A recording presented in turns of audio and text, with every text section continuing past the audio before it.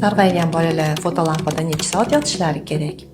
Bu videoni oxirigacha ko'ring va men sizga buni hammasini batafsil tushuntirib beraman. Fototerapiya vaqti bolani bilirubin darajasi va uni tug'ilgan muddatiga bog'liq bo'ladi.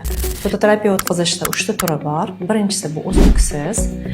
Bu degani bola 24 soat davomida fotolampa tagida yotadi, olinmaydi.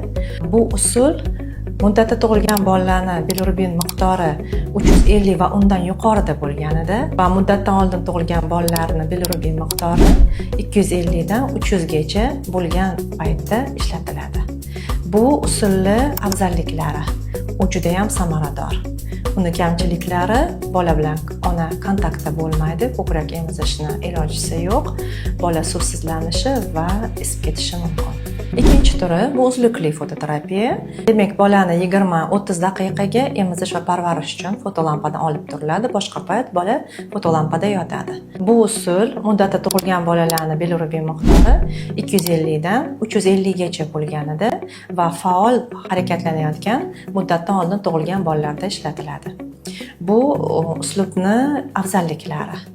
Bola bilan onani birga bo'lishi, emizishga va parvarishga vaqt ajratilishi, bu usulning kamchiligi, salgina samarasi pastroq.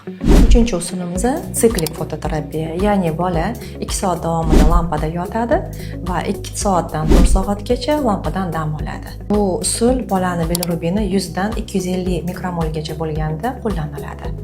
Bu usulning afzalliklari: bola dam oladi, ko'p bezovta bo'lmaydi, ko'krak bilan bemalol emiziladi va parvarishlanadi. Bu usul kamchiliklari: samarasi asroq va bilirubini baland bo'lgan bolalarda bu samarasiz usul hisoblanadi.